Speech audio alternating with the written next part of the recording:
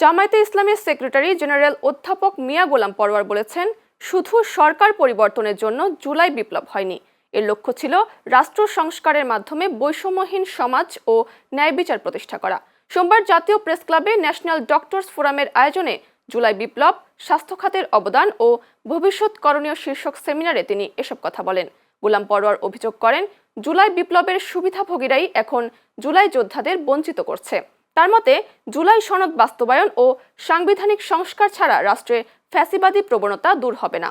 তিনি প্রশাসনকে রাজনৈতিক প্রভাবমুক্ত করতে জুলাই সনদ বাস্তবায়নের ওপর গুরুত্ব আরোপ করেন। অনুষ্ঠানে জামায়াত নেতারা সহ চিকিৎসক ও সাংবাদিকরা উপস্থিত ছিলেন। বৈষম্যহীন রাষ্ট্রের স্বপ্ন কি করে বাস্তবায়ন হবে?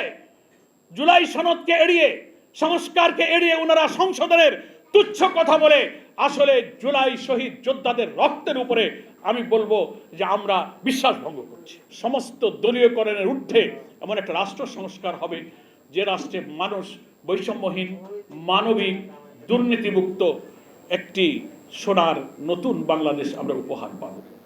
প্রিয় ভাইরা, আমাদের সেই স্বপ্ন কি সফল হতে যাচ্ছে? এই প্রশ্ন এখন জাতির কাছে।